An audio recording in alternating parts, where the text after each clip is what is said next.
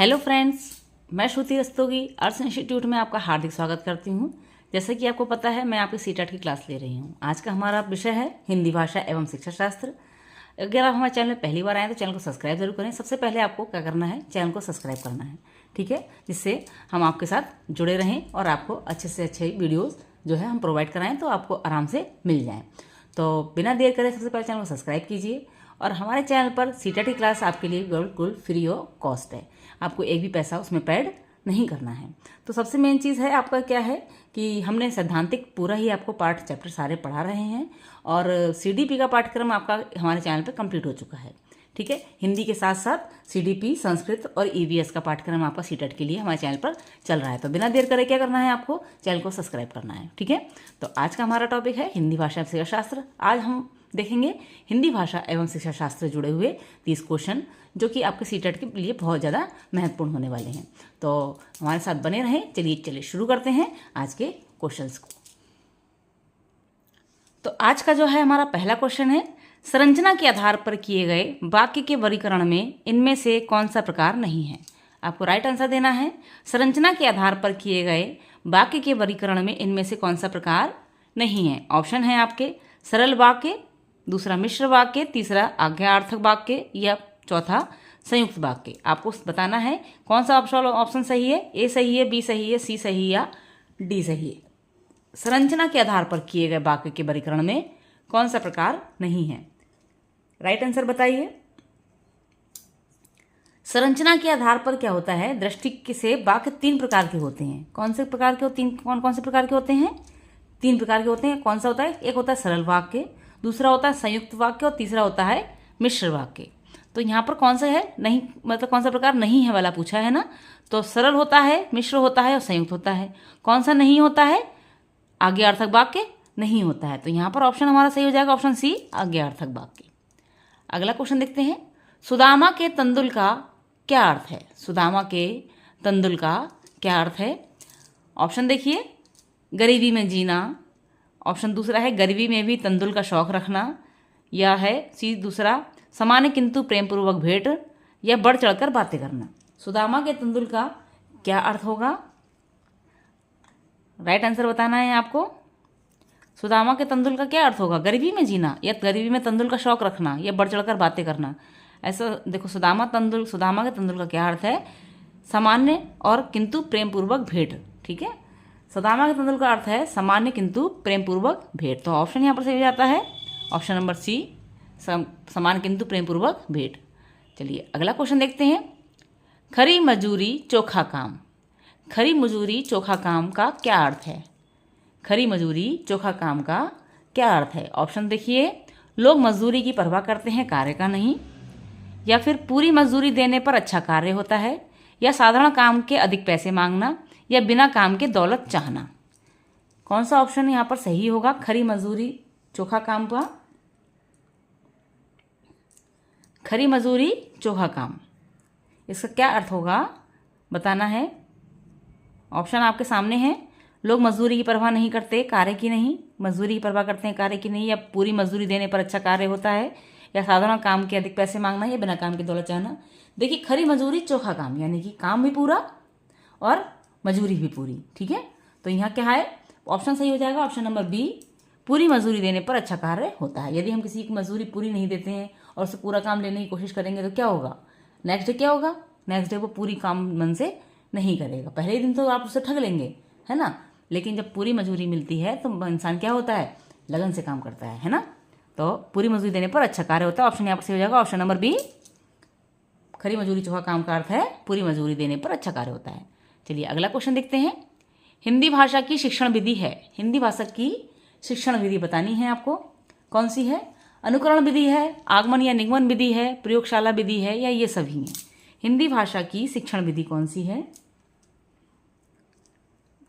अनुकरण विधि है, आगमन निगमन विधि है, प्रयोगशाला विधि है, भाषा प्रयोगशाला विधि है, या ये सभी हैं। राइट आंसर देना है आपको। देखिए, अनुकरण विधि जो होती है भाषा शिक्षण की अनौपचारिक विधि होती है, जिसमें बालक अपने परिवार या समाज में अन्य व्यक्तियों का अनुकरण करके भाषा अर्जन करता है, ठीक है। और उसके बाद देखिए, आगमन विधि में विद्यार्थियों के उदाहरण देकर नियमों के विषय में बताया जाता है, और निगमन विधि में नियमों में बताया जाता है, अवगत कराकर उदाहरण दिए जाते हैं। इन्हें सामान्यतः व्याकरण को पढ़ने के लिए प्रयोग में लाया जाता है। भाषा प्रयोगशाला विधि कंप्यूटरीकृत प्रयोग विधि होती है, जो प्रयोगशाला में भाषा सीखने की विधि होती है। ठीक है, तो इस प्रकार से ये तीनों ही विधियाँ जो हैं भाषा शिक्षण के लिए उपयुक्त हैं। तो ऑप्शन यहाँ पर सही होता है ये सभी। ठीक है, तो राइट आंसर हमारा कौन सा हो गया कि हिंदी भाषा शिक्षण की विधि है, अनुकरण विधि भी है, आगमन निगमन विधि भी है और भाषा प्रयोगशाला की विधि भी है। ठीक है, चलिए नेक्स्ट क्वेश्चन देखते हैं। गृह कार्य का मुख्य उद्देश्य है। अब बताना है आपको गृह कार्य का मुख्य उद्देश्य क्या होता है। ऑप्शन देखिए, छात्र को घर पर व्यस्त रखना, या पढ़ाए गए पाठ को दोहराने के लिए अवसर देना, या सुलेख की योग्यता का विकास करना, या संबंधित पाठ में रुचि उत्पन्न करना। क्या ऑप्शन सही होगा, राइट आंसर बताना है जी। हिंदी भाषा एवं शिक्षा शास्त्र जो है, जिसका ज्वाइंट जो है सीटेट के लिए, इसमें आपका जो है ये पेडागोजी का क्वेश्चन है। गृह कार्य का मुख्य उद्देश्य क्या होगा, छात्र को घर पर व्यस्त रखना, पढ़ाए गए पाठ को दोहराने के लिए अवसर देना, सुलेख की योग्यता का विकास करना, या संबंधित पाठ में रुचि उत्पन्न करना। बताइए गृह कार्य का प्रमुख उद्देश्य क्या होता है। क्योंकि देखो गृह कार्य कौन सा होता है, जो हम पाठ क्लास में पढ़ाते हैं उसी पाठ से रिलेटेड हम काम जो है बच्चों को देते हैं ना।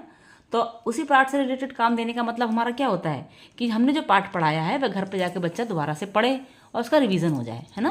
तो यहाँ पर ऑप्शन सही हो जाएगा हमारा ऑप्शन नंबर बी, पढ़ाए गए पाठ को दोहराने के लिए अवसर देना। ठीक है, अगला क्वेश्चन देखते हैं। भाषा शिक्षण के उपागम हैं। भाषा शिक्षण के उपागम हैं, इनमें से कौन सा उपागम है। पहला देखिए, पाठ संसर्ग उपागम, या रचना शिक्षण उपागम, या ए और बी दोनों, या इनमें से कोई नहीं। आपको राइट आंसर देना है कि पाठ भाषा शिक्षण के उपागम कौन है, इन दोनों में से कौन है, या दोनों ही हैं, या दोनों में से कोई सा नहीं है। राइट आंसर बताइए। देखिए, पाठ संसर्ग उपागम का अर्थ है विद्यार्थियों को पाठ्य पुस्तकों द्वारा पढ़ाया जाना। ठीक है, और रचना शिक्षण का अर्थ है विद्यार्थियों को लेखन विधि द्वारा शिक्षित करना। अतः दोनों ही जो है भाषा शिक्षण के उपागम हैं। ठीक है, तो यहाँ पर हमारा ऑप्शन सही कौन सा हो जाएगा, ए और बी दोनों। ठीक है, चलिए नेक्स्ट क्वेश्चन देखते हैं। छात्रों के शब्द भंडार में वृद्धि करने का क्या उपाय है। छात्रों के शब्द भंडार में वृद्धि करने का क्या उपाय है। ऑप्शन देखिए, शब्दकोश का उपयोग करना, छात्रों में स्वाध्याय की प्रवृत्ति को बढ़ाना, शिक्षक द्वारा अच्छे व नए शब्दों का प्रयोग करना, या उपरोक्त सभी। छात्रों के शब्द भंडार में वृद्धि करने के क्या उपाय हैं बताना है आपको। शब्दकोश का उपयोग करना है, या छात्रों में स्वाध्याय की प्रवृत्ति को बढ़ाना है, या शिक्षक द्वारा अच्छे व नए शब्दों का प्रयोग करना है, या उपयोग सभी तीनों ही हैं। राइट आंसर बताना है आपको कौन सा सही है इसमें से।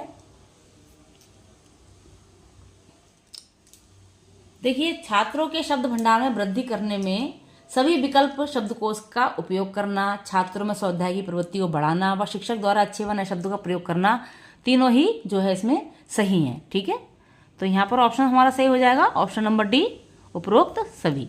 ठीक है, चलिए अगला क्वेश्चन देखते हैं। आगमन विधि के रूपों की कितनी संख्या है। आगमन विधि के रूपों की कितनी संख्या है। ऑप्शन देखिए, 5 है, 2 है, 7 है, या 3 है। आगमन विधि पढ़ी है ना आपने। यदि आपने हमारी वीडियोस पिछली नहीं देखी है तो चैनल में जाकर वो कर सकते हैं, विजिट करके देख सकते हैं।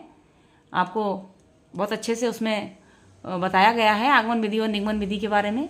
और सीडीपी की क्लास तो कंप्लीट पूरी हो चुकी है, उसमें भी आगमन निगमन विधि दिया हुआ है। ठीक है, भाषा शिक्षण में भी आपकी जो वीडियोस है उसमें दिया हुआ है आगमन निगमन विधि के बारे में। और सीडीपी की क्लास तो विशेष तौर पर कंप्लीट हो चुकी है हमारे यहाँ की, और इस समय एमसीक्यू क्वेश्चन ही चल रहे हैं उसके। तो आशा करते हैं अगर आप चैनल पर पहली बार आए हैं तो आप उसका भी लाभ उठाएं और चैनल पर विजिट करके उसे प्लेलिस्ट से आप जो है देख सकते हैं, बिल्कुल फ्री ऑफ कॉस्ट। 1 रुपया आपको उसमें पेड नहीं करना है। तो आपको बताना है आगमन विधि के रूपों की संख्या 5 है, 7 है, 2 या 3 है। राइट आंसर बताइए। देखिए, आगमन विधि के रूपों की संख्या कितनी बताइए, 2 बताइए। कितनी, 2 कौन कौन सी है। एक प्रयोग विधि है और एक दूसरी है सहसंबंध विधि। प्रयोग विधि का प्रयोग विशेष रूप से व्याकरण शिक्षण के लिए किया जाता है, और सहसंबंध विधि से व्याकरण का शिक्षण विशेष रूप से न करके पाठ विषयों के अध्यापन के दौरान जो प्रसंगवश आए व्याकरण के नियम होते हैं उनकी व्याख्या द्वारा किया जाता है। ठीक है, तो आगमन विधि के रूपों की संख्या कितनी हो गई, 2। ठीक है, प्रयोग विधि और सहसंबंध विधि। अगला क्वेश्चन देखिए, शिक्षण कौशल का उपयोग किया जाता है। शिक्षण कौशल का उपयोग कहाँ पर किया जाता है? कक्षा के अंदर किया जाता है या कक्षा के बाहर किया जाता है, या दोनों जगह किया जाता है, या इनमें से कोई भी नहीं? राइट आंसर देना है आपको कि शिक्षण कौशल का उपयोग कहाँ किया जाता है, कक्षा के अंदर, कक्षा के बाहर, या अंदर बाहर दोनों जगह ही शिक्षण कौशल का उपयोग किया जाता है। राइट आंसर बताइए, इसमें से कौन सा सही हो जाएगा? क्या इनमें से कोई सा भी नहीं है? ए है, बी है, सी है या डी है? राइट आंसर देखिए, बताइए कौन सा सही हो जाएगा। देखिए, अध्यापक विद्यार्थियों को शिक्षित करने हेतु विभिन्न शिक्षण विधियां जैसे व्याख्यान विधि, प्रयोगात्मक विधि इत्यादि का उपयोग करता है, जिनका प्रयोग वह सदैव कक्षा के भीतर रहकर संभव नहीं कर सकता, है ना। तो हर चीज़ कक्षा के अंदर नहीं होती है। बच्चों का जो मूल्यांकन होता है या बच्चों का जो व्यवहार का मूल्यांकन होता है, कुछ चीज़ें ऐसी होती हैं बच्चों की जो कक्षा के भीतर की जाती हैं, और कुछ चीज़ें ऐसी होती हैं जो कक्षा के बाहर की जाती हैं। तो शिक्षण कौशल का उपयोग जो है कक्षा के भीतर और बाहर दोनों तरफ किया जाता है। तो यहाँ पर राइट आंसर हमारा हो जाता है सही, ऑप्शन नंबर सी, ए और बी दोनों। ठीक है, चलिए देखते हैं नेक्स्ट क्वेश्चन। अगला क्वेश्चन है हमारा, लिखित अभिव्यक्ति का साधन नहीं है। लिखित अभिव्यक्ति का साधन नहीं है, कौन सा नहीं है? ऑप्शन देखिए, पत्र लेखन, निबंध लेखन, वाद विवाद या नाट्य लेखन।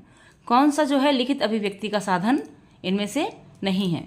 देखिए, पत्र लेखन तो लिखा ही जाएगा, निबंध लेखन ये भी लिखन वाला है, नाट्य लेखन ये भी लेखन है। ऑप्शन यहाँ पर कौन सा हमारा आ जाता है? बी, है ना, क्योंकि बी में क्या है? वाद विवाद है, जो कि मौखिक अभिव्यक्ति के साधन है।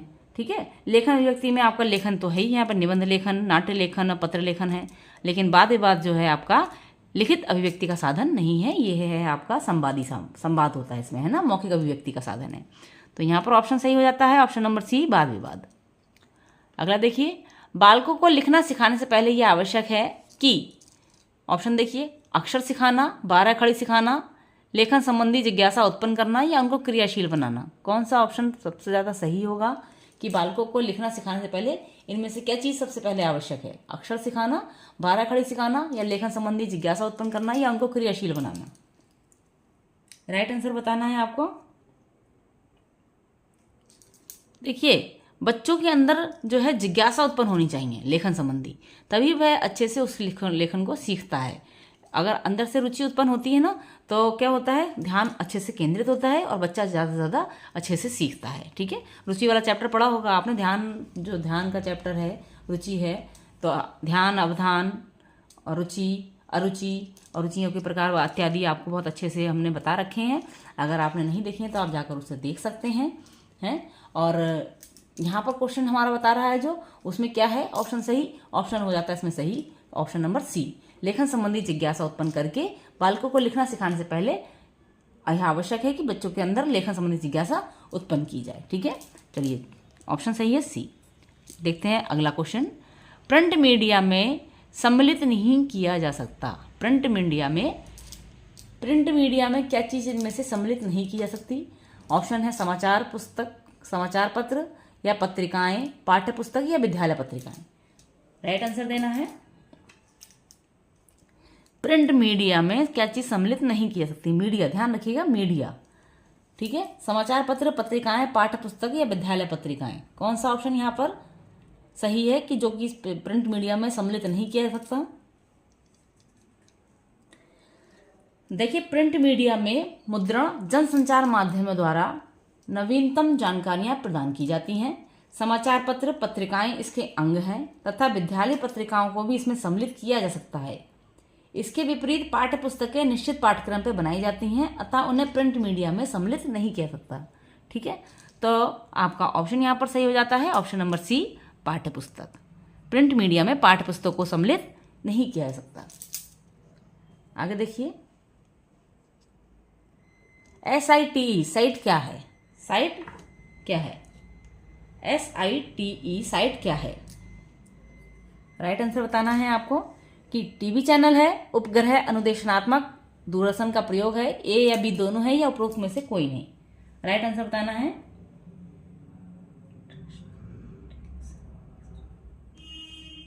साइट मतलब stellite instruction television experiment. Set की फुल फॉर्म है सैटेलाइट इंस्ट्रक्शन टेलीविजन, एक्सपेरिमेंट। ये सेट जो होता है एक प्रायोगिक उपग्रह संचार परियोजना है जिसकी भारत में वर्ष 1975 में शुरुआत हुई थी। ठीक है, तो यहाँ पर ऑप्शन हमारा सही हो जाता है ऑप्शन नंबर बी, उपग्रह अनुदेशात्मक दूरदर्शन प्रयोग। ठीक है, चलिए नेक्स्ट क्वेश्चन देखते हैं। वस्तुनिष्ठ प्रश्नों की उपयोगिता का मुख्य कारण क्या है? वस्तुनिष्ठ प्रश्नों की उपयोगिता का मुख्य कारण क्या है? ऑप्शन देखिए, ए रटाई से मुक्ति, बी पाठ्यक्रम व्याप्ति, सी निष्पक्ष मूल्यांकन, या डी विद्यार्थियों का हित। आपको राइट आंसर बताना है कि वस्तुनिष्ठ प्रश्नों की उपयोगिता का मुख्य कारण क्या है। सॉरी, देखिए वस्तुनिष्ठ प्रश्नों का उत्तर एक ऐसा होता है, इसमें पक्षपात की गुंजाइश नहीं होती है और परीक्षा की ओर से ना पक्षपात हो सकता है और ना ही परीक्षक की ओर से होता है, जिससे निष्पक्ष मूल्यांकन की संभावना बनी रहती है। यही इसकी उपयोगिता का मुख्य कारण है, क्योंकि वस्तुनिष्ठ प्रश्न जो होते हैं उसमें क्या होता है, सबसे मेन चीज ऑप्शनल होते हैं। ठीक है, ए नंबर का सही है तो ए ही सही होगा और उसमें और दूसरा कोई ऑप्शन सही नहीं होता है। यही वस्तुनिष्ठ की खासियत होती है कि इसमें क्या होता है, परीक्षार्थियों की ओर से भी कोई गलती नहीं होती और जो है शिक्षक की ओर से भी कोई गलती नहीं होती, पक्षपात नहीं हो सकता। अगर बच्चे ने राइट आंसर दिया है तो उसे बिल्कुल ही राइट जो है नंबर मिलेगा और उसने रॉन्ग दिया है तो उसे नंबर रॉन्ग मिलेगा। ठीक है, तो इसमें किसी भी प्रकार का पक्षपात नहीं हो सकते, ये इसकी विशेष खासियत होती है वस्तुनिष्ठ प्रश्नों की। ठीक है, तो यहाँ पर ऑप्शन सही हो जाता है ऑप्शन नंबर सी, निष्पक्ष मूल्यांकन। ठीक है, अगला क्वेश्चन देखिए, विचारों की अच्छी अभिव्यक्ति किस प्रकार के प्रश्नों में हो सकती है? विचारों की अच्छी अभिव्यक्ति किस प्रकार के प्रश्नों में हो सकती है? ऑप्शन देखिए, वस्तुनिष्ठ प्रश्नों में, अति लघु उत्तरात्मक प्रश्नों में, निबंधात्मक प्रश्नों में, या लघु उत्तरात्मक प्रश्नों में। देखिए चारों प्रकार के प्रश्न यहाँ पर दिए हुए हैं, चार प्रकार के, वस्तुनिष्ठ, अति लघु, लघु या निबंधात्मक, जिसे दीर्घ उत्तरीय प्रश्न भी कहते हैं। विचारों की अच्छी अभिव्यक्ति किस प्रश्न में हो सकती है? देखिए विचार क्या चीज होती है, हम अपने मन से कुछ अच्छा सा ज्यादा उसको चीज को दे सकें, विचार अपने रख सकें, है ना। वस्तुनिष्ठ में तो ऐसा कुछ संभव है ही नहीं, है ना। अति लघु में भी उस सीमा होती है समय उसकी, और लघु में भी आपको थोड़ा सा उसको शॉर्ट में बताना होता है। तो यहाँ पर हमारा ऑप्शन क्या होगा सही? देखिए विचारों की अच्छी अभिव्यक्ति निबंधात्मक प्रश्नों में हो सकती है, क्योंकि निबंध रचना एक ऐसा माध्यम है जिसमें अपने स्वतंत्र विचार व्यक्त किए जा सकते हैं, है ना। तो यहाँ पर ऑप्शन सही जाता है ऑप्शन नंबर सी, निबंधात्मक।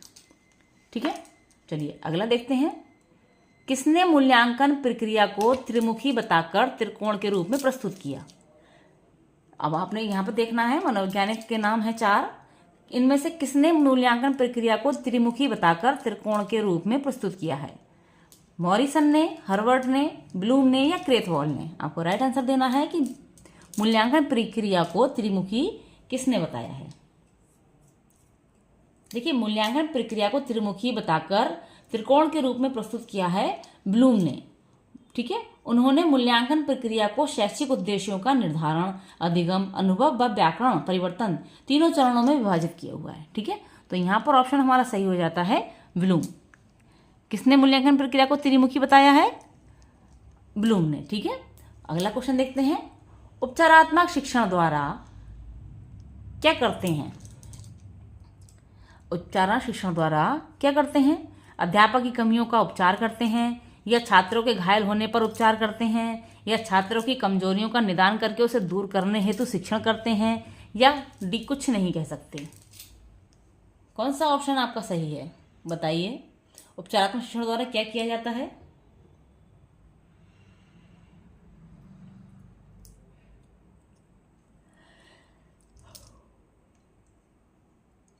देखिए जो उपचारात्मक शिक्षण होता है उसमें क्या होता है, बच्चों की कमियों को पकड़ना और उसे सुधारना। ठीक है, तो यहाँ पर क्या है, शिक्षक क्या करेगा, छात्रों की कमजोरियों को समझेगा, उनका निदान करने के लिए उससे उनको दूर करेगा, दूर करने के उपाय करेगा। तो यहाँ पर ऑप्शन हमारा सही जाता है ऑप्शन नंबर सी, शैक्षिक निदान द्वारा विद्यार्थियों की कठिनाइयों का पता लगाकर जो है उन कठिनाइयों को दूर करते हुए जो कार्य शिक्षक द्वारा अपनाया जाता है उसे क्या कहते हैं? उपचारात्मक शिक्षण कहते हैं। ठीक है, तो यहाँ पर ऑप्शन है हमारा सही सी। अगला देखिए, उच्चारण सुधारने का कार्य किन कक्षाओं में करना चाहिए? उच्चारण, बच्चों में उच्चारण सुधारने का कार्य किन कक्षाओं में करना चाहिए? प्रारंभिक कक्षा में, माध्यमिक कक्षा में, उच्च माध्यमिक कक्षा में या उच्च कक्षाओं में? उच्चारण सुधारना है ना, राइट आंसर बताइए।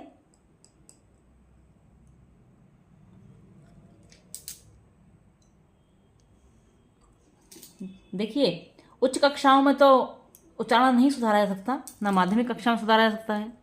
ठीक है, तो सबसे जो प्रारंभिक कक्षा होती है हमारी, उसमें उच्चारण सुधारने का कार्य किया जाता है, क्योंकि प्रारंभिक कक्षाओं में छात्र नए शब्दों से अवगत होता है और उनका उच्चारण करने का प्रयास करता है। छात्रों के उच्चारण संबंधी दोषों को उनकी अवस्था में ही सुधारा जाता है, इसलिए उच्चारण सुधारने का कार्य प्रारंभिक कक्षाओं में करना चाहिए। ऑप्शन यहाँ पर हमारा सही आता है ऑप्शन नंबर ए, प्रारंभिक। चलिए देखते हैं नेक्स्ट क्वेश्चन को। अगला क्वेश्चन देखिए, अष्टाछाप के कवि नहीं हैं, इनमें से कौन सा कवि जो है आपके अष्टाछाप के कवियों में नहीं आते हैं? ऑप्शन है आपके नाभादास, कृष्णदास, परमानंद दास या नंददास। आपको बताना है राइट आंसर कि अष्टाछाप के कवियों में कौन सा कवि इनमें से नहीं है। राइट आंसर दीजिए। देखिए, अष्टाछाप के जो प्रमुख कवि हैं उनमें आते हैं 8 कवि, जिसमें से पहला है सूरदास का, दूसरा है कुंभनदास, तीसरा है परमानंद दास, चौथे हैं कृष्णदास, 5वें हैं नंददास, छठे छीत स्वामी, 7वें हैं गोविंद स्वामी एवं 8वें हैं चतुर्भुज स्वामी। ठीक है, तो यहाँ पर इस तरीके से 8 जो कवि हैं उन्हें अष्टछाप कवियों में गिना जाता है। अतः अष्टछाप के कवियों में इसमें से कौन सा कवि नहीं रहेगा? तो ऑप्शन यहाँ पर हमारा सही हो जाएगा ऑप्शन नंबर ए, नाभादास। ठीक है, आपको सारे ही अष्टछाप के कवि बता दिए। राइट आंसर हो गया हमारा नाभादास। अगला क्वेश्चन देखिए, जो वाणी द्वारा व्यक्त ना किया जा सके उसे क्या कहते हैं?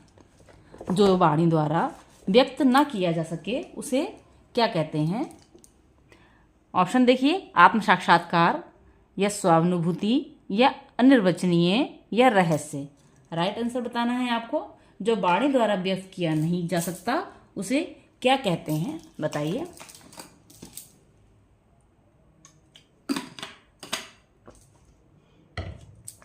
राइट आंसर कौन सा हो गया इसमें से?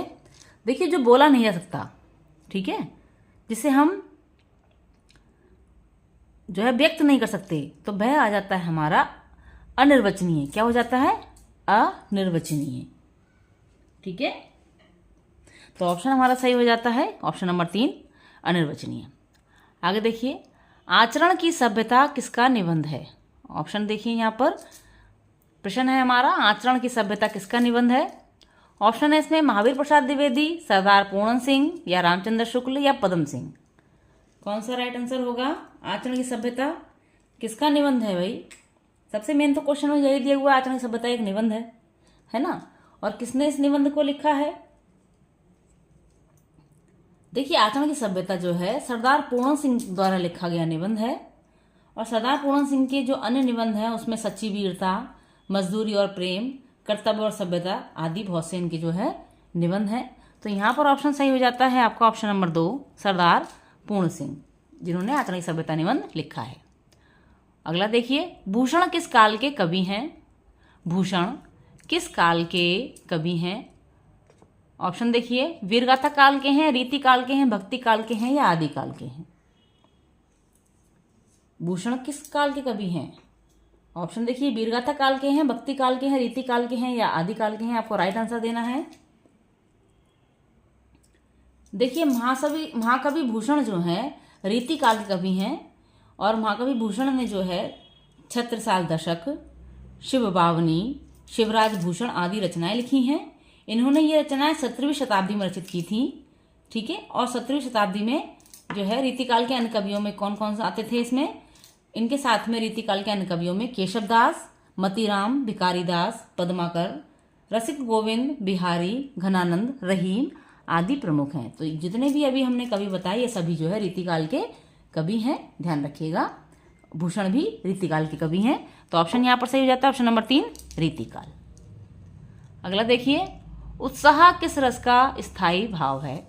उत्साह किस रस का स्थायी भाव है? ऑप्शन है आपके करुण रस, वीर रस, हास्य रस या श्रृंगार रस। आपको बताना है उत्साह किस रस का स्थायी भाव है। रस कितने हैं? आपने अगर हमारी वीडियोस पिछली देखी हो तो रस के बारे में अच्छे से आपको जानकारी उसमें दी हुई है। आप चैनल पर विजिट करके उसे देख सकते हैं। हमारे चैनल पर आपकी क्लास के लिए, सीटेट के लिए ईवीएस की क्लास भी चल रही है, संस्कृत की क्लास भी चल रही है और आपकी जो है पर्यावरण की हिंदी की क्लास भी चल रही है और इसके साथ साथ आपका सीडीपी क्लास भी चल रही है। सीडीपी की, ईवीएस की, संस्कृत की और हिंदी की, ये 4 क्लासेस आपकी हमारे चैनल पर चल रही हैं सीटेट के लिए, और जो कि बिल्कुल ही निःशुल्क है। आपको इसमें 1 भी रुपया पेड नहीं करना है, ध्यान रखिएगा। आपको क्या करना है, सबसे पहले जो नीचे ये सब्सक्राइब का बटन दिख रहा है, इसको आपको सब्सक्राइब करना है चैनल को, और प्ले लिस्ट में आपको चैनल पर विजिट करना है। विजिट करने के बाद प्ले लिस्ट में आपको जो है सीटेट से जुड़ी हुई बहुत सी जानकारियाँ और सीटेट से जुड़े हुए सब्जेक्ट्स जो होते हैं आपके, उसकी सारी ही वीडियो आपको उपलब्ध कराई हुई हैं। पाठ्यक्रम के साथ साथ पूरा सैद्धांतिक पाठ पढ़ाया हुआ है। पाठों को पढ़ाया हुआ, सबसे पहली चीज़ ये है कि हमने आपको पूरा पाठ पहले पढ़ाया है, उसके बाद क्वेश्चन आंसर प्रोवाइड कराए हैं। तो इस चीज़ को ध्यान में रखते हुए आप क्लास को ज्वाइन कीजिए और जितनी भी वीडियोस हैं पिछली हमारी, उसको देखिए जाके। आपको बहुत ही ज़्यादा लाभ होने वाला है उनसे, क्योंकि हमने सबसे पहले आपको पाठ को पूरी तरीके से विस्तार से बताया है, जिससे आपको क्वेश्चनों को करने में किसी प्रकार की कोई दिक्कत ना हो, है ना। तो हम पढ़ रहे थे क्वेश्चन जो है अपना, उत्साह किस रस का स्थायी भाव है। ठीक है, चलिए वापस आते हैं इस पर। उत्साह किस रस का स्थायी भाव है? उत्साह आपका जो है वीर रस का स्थायी भाव है। किसका? वीर रस का। ठीक है, क्योंकि देखिए करुण रस का तो स्थायी भाव होता है शोक, ठीक है, और हास्य रस का स्थायी भाव होता है हंसना, हास। श्रृंगार रस का स्थायी भाव होता है रति। ठीक है, और उत्साह का कौन, वीर रस का स्थायी भाव क्या होता है? उत्साह। ठीक है, अगला क्वेश्चन देखिए। कवितावली के रचनाकार हैं। कवितावली के रचनाकार कौन हैं? ऑप्शन देखिए, सूरदास हैं, तुलसीदास हैं, जायसी हैं या घनानंद हैं। आपको राइट आंसर देना है। कवितावली के रचनाकार कौन हैं? देखिए बहुत सी रचनाएं और रचनाओं के रचनाकारों के नाम आपको हमारे चैनल की वीडियोस में प्लेलिस्ट में मिल जाएंगे चैनल पर, वह भी आप देख सकते हैं, क्योंकि उसमें भी बहुत सारे जो है रचनाकार हैं जिनकी रचनाएं दी हुई हैं और आप उसका लाभ उठा सकते हैं। क्योंकि ऐसा होता है कि अगर आप उन चीज़ों को पहले देख लेते हैं तो क्वेश्चनों को करने में आपको कठिनता नहीं होती है। कवितावली के रचनाकार बताना है आपको, सूरदास हैं, तुलसीदास हैं, जायसी हैं या घनानंद हैं। देखिए कवितावली, गीतावली, विनय पत्रिका, कृष्ण गीतावली, दोहावली आदि ये सभी रचनाएं जो हैं गोस्वामी तुलसीदास जी की महत्वपूर्ण रचनाएं हैं। तो यहाँ पर ऑप्शन हमारा सही हो जाता है ऑप्शन नंबर 3, तुलसीदास। चलिए अगला क्वेश्चन देखते हैं। विनय पत्रिका की भाषा कौन सी है? विनय पत्रिका की भाषा कौन सी है? अवधी है, खड़ी बोली है, ब्रज भाषा है या अपभ्रंश है? विनय पत्रिका की भाषा बताना है आपको कि कौन सी है। अवधी है, खड़ी बोली है, ब्रज भाषा है या अपभ्रंश है। राइट आंसर देना है आपको। विनय पत्रिका किसने लिखी है? सबसे पहले तो ये पता होना चाहिए आपको विनय पत्रिका किसने लिखी है। तुलसीदास जी ने लिखी है। किसने लिखी है?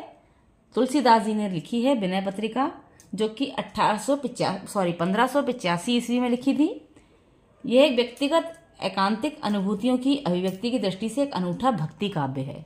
ठीक है, विनय पत्रिका जो है आपका एक भक्ति काव्य है और ये जो है आपका ब्रज भाषा में लिखा गया है। कौन सी भाषा में लिखा गया है? ब्रज भाषा में लिखा गया है। और इस विनय पत्रिका में 280 पद हैं। कितने पद हैं? 280 पद हैं। और ये शांत रस की इसमें अधिक प्रधानता है ना। तो इसमें क्या हो गया? ऑप्शन 3 सही हो गया कि विनय पत्रिका आपकी ब्रज भाषा में लिखी गई है। अगला देखिए, टा वर्ग में किस प्रकार के व्यंजन हैं? टा वर्ग में किस प्रकार के व्यंजन हैं? कंठ वाले व्यंजन है, तालव्य वाले व्यंजन है, मूर्धन्य वाले व्यंजन है या दंते वाले व्यंजन है। राइट आंसर देना है आपको।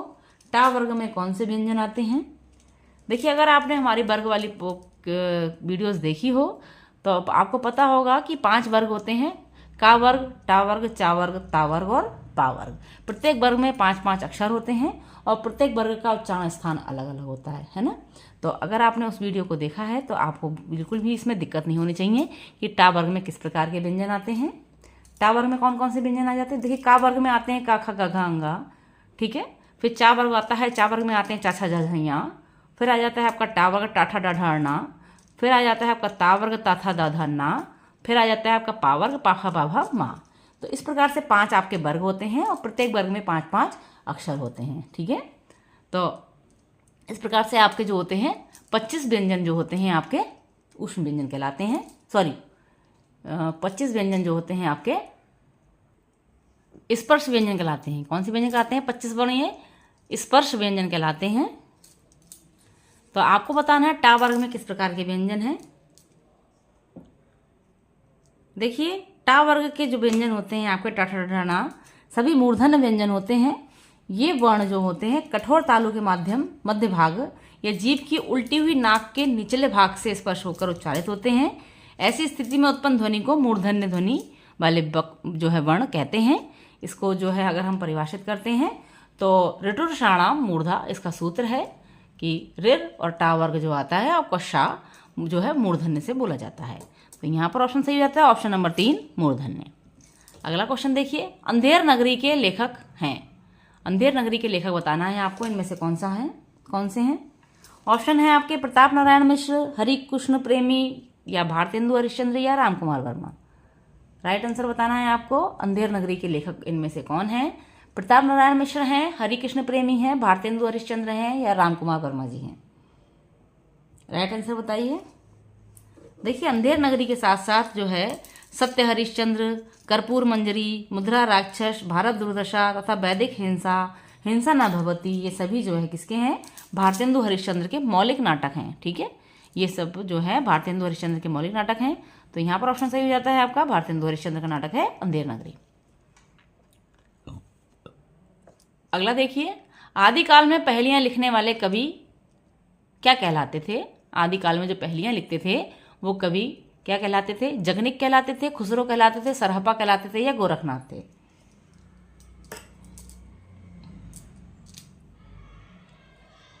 बताइए, आदिकाल में पहेलियां लिखने वाले कवि कौन से थे? जगनिक थे, खुसरो थे, सरहपा थे या गोरखनाथ थे? देखिए, आदिकाल में लौकिक साहित्य के प्रमुख काव्यों में विद्यापति और अमीर खुसरो का नाम प्रमुख है। अमीर खुसरो अपनी पहेलियों में खड़ी बोली का उपयोग करते थे, अतः खुसरो पहेली लिखने वाले कवि थे, ठीक है। तो यहाँ पर ऑप्शन सही हो जाता है, ऑप्शन नंबर 2 खुसरो। अगला क्वेश्चन देखते हैं, पेड़ से बंदर कूदा, पेड़ से बंदर कूदा वाक्य में कौन सा कारक है? पेड़ से बंदर कूदा वाक्य में कौन सा कारक है? ऑप्शन देखिए, अपादान कारक है, कर्म कारक है, संप्रदान कारक है या करण कारक है। बताइए कौन सा सही होगा यहाँ पर? पेड़ से बंदर कूदा वाक्य में कारक बताना है, संप्रदान है, अपादान है, कर्म है या करण है। देखिए, कारक विभक्तियां आपको बता चुके हैं, चैनल पर विजिट कर आप देख सकते हैं, कारक विभक्तियां आपको पढ़ाई हुई हैं बहुत अच्छे से। देखिए, पेड़ से बंदर कूदा यानी कि पेड़ से बंदर कूदा यानी पेड़ से अलग हो गया है, नहीं है? तो ये से आपका जो है यहाँ पर चिन्ह बना हुआ है, ये आपका बताना है कि कौन सी विभक्ति में आता है, कौन सी विभक्ति कारक में आता है। आपने पढ़ा होगा, कर्ता ने कर्म को करण से, संप्रदान के लिए अपादान से, संबंध का कि के नानी ने रारी रे, अधिकरण में पर ऊपर, संबोधन हे भो परे, ठीक है, पढ़ा है ना। तो जो पेड़ से बंदर कूदा आपका जो ये कारण है, इस वाक्य में से जो है परसर्ग से अलग होने का भाव दर्शाता है, यानी पेड़ से बंदर कूदा तो पेड़ से अलग हो गया। तो अलग होने को क्या होता है? अपादान कारक होता है। कौन सा कारक होता है? अपादान कारक होता है। ऑप्शन नंबर 1 सही हो जाएगा यहाँ पर। इसी प्रकार से पेड़ से पत्ता गिरा तो वह भी पेड़ से अलग हो गया। वृक्षाणी पत्राणी पतंती, वृक्ष से पत्ते गिरते हैं, तो यहाँ भी आपका अपादान कारक हो जाएगा, है नहीं है। धनुष से तीर छूटा तो धनुष से तीर चला गया, तो यहाँ भी अपादान कारक हो जाएगा, ठीक है। मोबाइल हाथ से गिर गया तो यहाँ भी अपादान कारक हो जाएगा, क्योंकि हाथ से वह चीज़ अलग हो गई, ठीक है। तो यहाँ पर पेड़ से बंदर कूदे में कौन सा कारक होगा? अपादान कारक। अगला क्वेश्चन देखिए, श्रृंगार रस का स्थायी भाव क्या है? श्रृंगार रस का स्थायी भाव बताना है। अभी आपने क्वेश्चन पूछा था उत्साह रस का स्थायी भाव, उत्साह किसका स्थायी भाव है ना। अब है यहाँ पर है श्रृंगार रस का स्थायी भाव पूछा है। ऑप्शन है आपके हास है, रति है, क्रोध है या उत्साह है। राइट आंसर बताना है। देखिए उत्साह तो आपका स्थायी भाव वीर रस का हो गया, ठीक है। हाँ जी,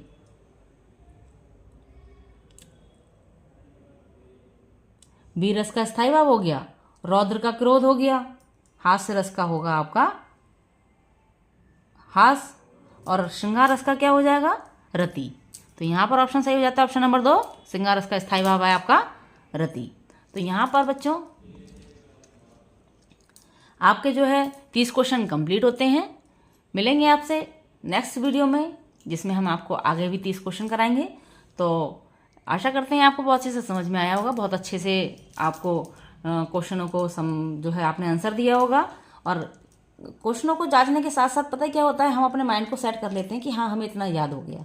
तो क्वेश्चनों को करते समय आप क्या करा कीजिए, एक क्वेश्चन एक जो है कॉपी पेन लेके बैठिए और आप उसको अपने दिमाग में वो करते जाइए कि ये क्वेश्चन का आंसर हमारा सही था, ये क्वेश्चन हमने गलत दिया है, तो हम इतने क्वेश्चन हमारे इसमें से सही गए। तो आप अपने कुछ मूल्यांकन कीजिए अपना कि आपने कितने क्वेश्चनों के आंसर सही दिए हैं, कितने क्वेश्चनों के आंसर गलत दिए हैं। जो क्वेश्चन आपके गलत हो गए हैं उन्हें आप दोबारा से रिवीजन कीजिए, क्योंकि ऐसा है कि सीटेट का एग्ज़ाम जो है वो पाठ्यक्रम उसका जो है बहुत ही ज़्यादा सीमित है, लेकिन अगर आप उसे नहीं पढ़ते हैं तो वह कठिन हो जाता है एग्ज़ाम। क्योंकि देखिए सीटेट के पेपर में या टेट के पेपर में कोई भी चीज़ आपकी कोई पाठ्यक्रम बदला हुआ नहीं है। आपने देखा होगा कि अगर आपने पिछली बुक्स को भी देखा हो या पिछले पेपर्स को भी देखा हो तो सारा ही वही सिलेबस है, कोई भी सिलेबस में चेंजिंग नहीं है, सारे वही पार्ट हैं, वही चीज़ें हैं, कोई भी उसमें परिवर्तन नहीं हुआ है। लेकिन क्या है, पढ़ने के ऊपर होता है कि हम पढ़ते कैसे हैं, सरसरी निगाह से पढ़ जाते हैं या ठीक से उसको समझते नहीं हैं, या क्वेश्चन को घुमा के दे दिया जाता है और हमने उसे ठीक से समझा नहीं होता है। तो सबसे पहले क्या होता है, हमें पढ़ना चाहिए, हमें उस चीज़ को देखना चाहिए, पहले पाठ का अध्ययन करना चाहिए, है ना, फिर उसके बाद क्वेश्चन आंसर देखना चाहिए। क्वेश्चन आंसर देखना एक लॉजिक है कि हम क्वेश्चन आंसर देख रहे हैं, क्वेश्चन आंसर करते करते हमारे अंदर क्या होता है, क्वेश्चनों की एकदम से भीड़ पड़ जाती है, कौन सा आंसर किस में चला जाए कुछ पता नहीं। इसके लिए क्या होता है, सबसे पहले हमें पाठ का अध्ययन करना होता है। देखो छोटे बच्चे होते हैं, उन्हें क्या करते हैं, सबसे पहले पाठ का अध्ययन कराते हैं, ठीक है। उनको क्या कहते हैं, सबसे पहले पाठ को जोर जोर से पढ़ें या पाठ को समझें और उसके बाद उससे उनसे क्वेश्चन पूछते हैं। तो क्या होता है, भट्ट से क्वेश्चन का आंसर जो होता है बच्चा दे देता है ना। लेकिन हम अब क्या कर रहे हैं, अब हम क्या कर रहे हैं, अब हम पढ़ रहे हैं सीधे सीधे क्वेश्चन आंसर, ना कि पाठ का अध्ययन कर रहे हैं। पहले पाठ का अध्ययन करते थे और फिर क्वेश्चन आंसर करते थे। थोड़ा परिवर्तन हो गया ना इसमें। तो पहले हमारा रिजल्ट अच्छा आता था, अब हमारा क्या आता है, रिजल्ट में हम थोड़ा सा कंफ्यूज हो जाते हैं। क्यों? क्योंकि हमने पाठ को तो पढ़ा ही नहीं होता है, सीधे सीधे हम क्वेश्चन आंसर दे रहे हैं। इसलिए हमारा आपसे निवेदन है कि आप चैनल पर विजिट करें, आपको सारे ही पाठ जो है सैद्धांतिक रूप से पूरे समझाए गए हैं, दिए गए हैं, ठीक है। चैनल को सब्सक्राइब कीजिए, नीचे बटन दिया हुआ है, सब्सक्राइब कीजिए। उसके बाद चैनल पर विजिट कीजिए, प्ले लिस्ट में जाइए और सारे ही आपके जो पार्ट हैं फ्री ऑफ कॉस्ट हैं, 1 रुपया आपको उसमें पेड करना नहीं है। आपको सिर्फ जाना है, चैनल ज्वाइन करना है और उसके बाद सारी वीडियोस को आपको देखना है और लाभ उठाना है, ठीक है। सिर्फ आपसे इतनी सी रिक्वेस्ट है, आपको क्या करना है, सिर्फ चैनल को सब्सक्राइब करना है, ठीक है।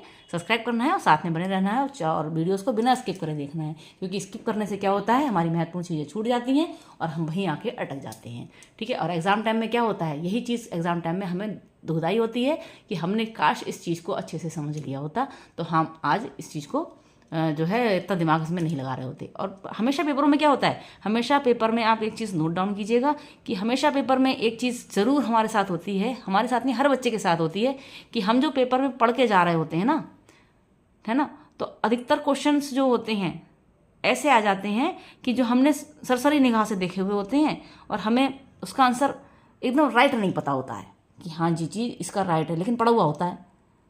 तो उसके लिए क्या करना है, आपको पाठ का अध्ययन करना है, उसको समझना है, उस पाठ को विस्तार से पढ़ना है। पाठ को पढ़िए, समझिए, उसके बाद क्वेश्चन आंसर कीजिए। आपसे बार बार रिक्वेस्ट कर रहे हैं, क्योंकि बार बार इसलिए कह रहे हैं क्योंकि पाठ को पढ़ने से ही आप अच्छे से उस रिजल्ट को दे पाएंगे, क्योंकि एग्ज़ाम आपका बहुत महत्वपूर्ण है। आप बहुत लगन से मेहनत कर रहे हैं, ये चीज़ बहुत अच्छी है कि आप पूरी वीडियोज़ देखते हैं हमारी और हमारे साथ बने हुए हैं। तो आपको किसी प्रकार की कोई दिक्कत ना हो, इसके लिए हमने आपको पूरा सैद्धांतिक पाठ्य पढ़ा रखे हैं, सारे लेसन पढ़ा रखे हैं। तो आप जाकर चैनल पर विजिट कीजिए और उसको सारी वीडियोस को देखिए। CTET का जो आपका CDP का पाठ्यक्रम है कंप्लीट पूरा हो चुका है, उसमें कोई भी एक भी पार्ट छूटा नहीं है हैं। और जो पर्यावरण का चल रहा है इस समय, हिंदी का भी चल रहा है और आपका साथ में संस्कृत का भी चल रहा है, और CDP का पूरा हो चुका है। बाल मनोविज्ञान का पाठ्यक्रम आपका कंप्लीट हो चुका है और उसके जो है MCQ चल रहे हैं, और MCQ के साथ साथ आपका ये सब्जेक्ट भी हिंदी है और संस्कृत है और EVS है, ये कंटिन्यू चल रहे हैं। तो हमारे चैनल पर अगर आप पहली बार आए हैं तो आपसे रिक्वेस्ट है चैनल को सब्सक्राइब करें, लाइक करें और शेयर करें और हमारे साथ बने रहें। मिलते हैं आपसे नेक्स्ट वीडियो में। नेक्स्ट वीडियो जो हमारी रहेगी वो रहेगी नेक्स्ट 30 क्वेश्चंस की, और आपके साथ हमारे साथ बने रहने के लिए बहुत बहुत धन्यवाद। Thank you. मिलते हैं नेक्स्ट वीडियो में। Take care and bye bye.